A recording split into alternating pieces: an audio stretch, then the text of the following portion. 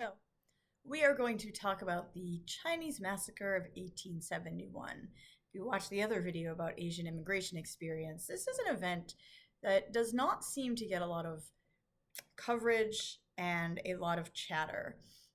I myself rarely heard about this, and I honestly don't think I was ever taught about it in school.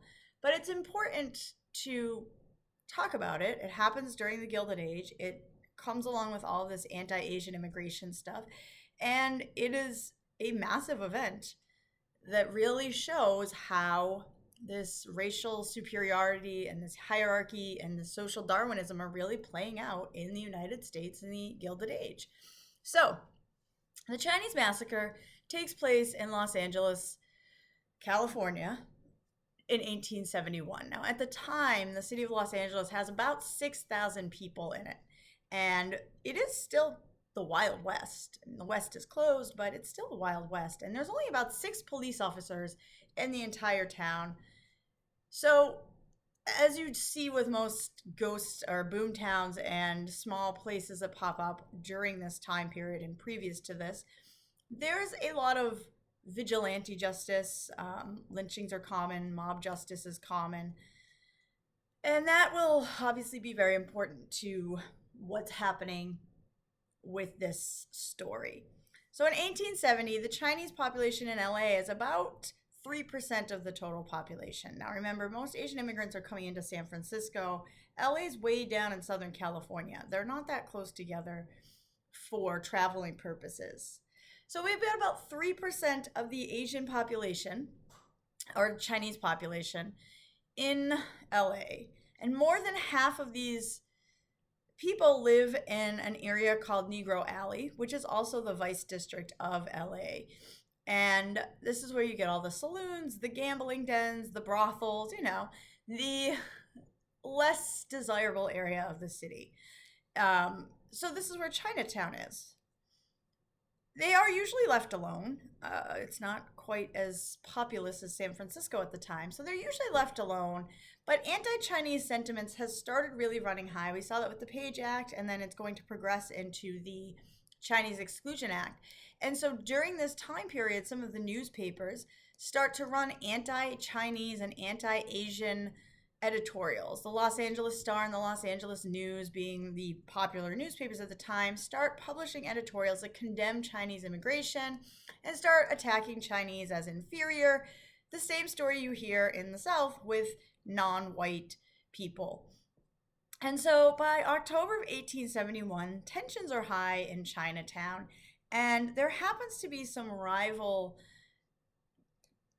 mutual aid benefits in Chinatown that are problematic within themselves, just as you find in any society. I don't want to stereotype, but if you're trying to figure out what that means, maybe just picture 2 opposing mafia bosses that are higher in the standing and they're angry at each other, okay? So a young Chinese woman is kidnapped, and these 2 rival groups are kind of in a feud over this. And so one day in October, there is a shootout between some Chinese men. And the shootout happens to take place in the middle of Negro Alley. And now out of these 6 police officers that work in the city, 2 of them respond. Additionally, a civilian who decides it's in his interest to get involved jumps in. And unfortunately for him, he is killed. And one of the 2 police officers is wounded. And so as you can imagine what happens next, the people of LA are just absolutely horrified because word has spread that the Chinese have killed a white man. And not only that they've killed a white man, but this is a popular saloon owner. So we are really going to build on this negativity, and we are going to forget the fact that the white man should not have been involved in the fight in the first place. He had no business being there. But we're going to leave that out because we want to go after the Chinese. And so a mob starts to grow. And the mob grows to about 500 people, which, if you're following the numbers, is about 10% of the population.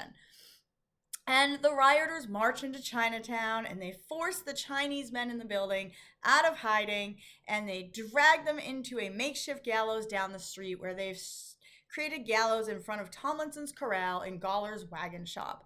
And actually, John Gollar does come out to protest the hanging because his children are there and he doesn't want his children to be present for this hanging.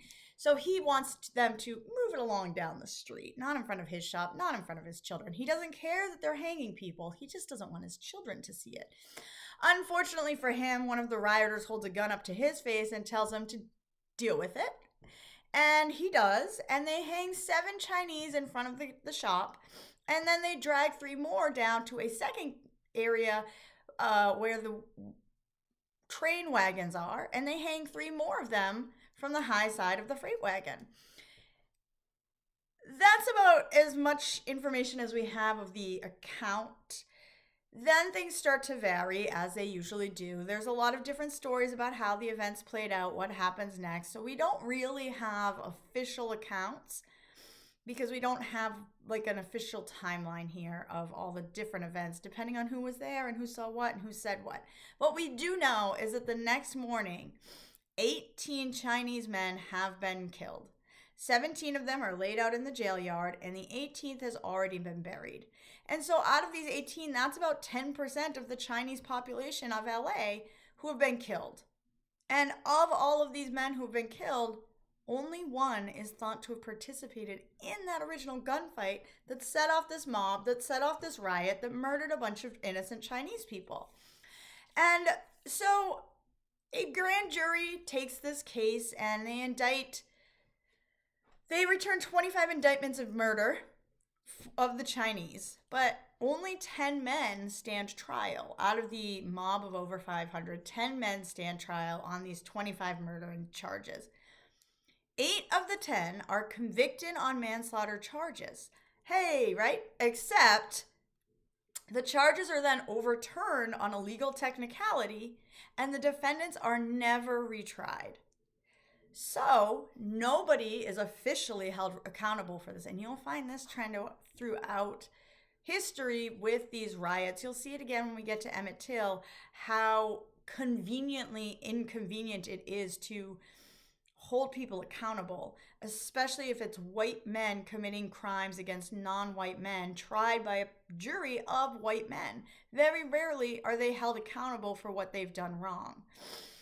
So the defendants are never retried. Nobody ever gets really held responsible for this. And the newspapers do not cover the massacre. So nothing changes for the Chinese. Nobody steps in. Nobody says this is wrong. Let's hold somebody accountable for this. Life is still violent for these Chinese people living in LA. They're still facing violent attacks. And a couple of years later, the newspapers start running editorials again. And then in 1876, a group forms the Anti-Coolie Club, which continues to push this narrative and resume these editorial attacks that the Chinese are inferior and violent and ruining society. And eventually we get to the Chinese Exclusion Act.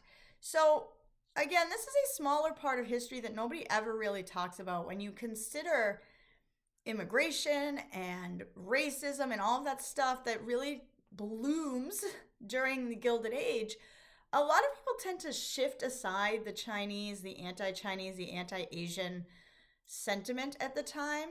And we really focus on racism towards Black Americans, but it needs to be understood that racism and all of this violence during the Gilded Age is targeting anyone who's not white.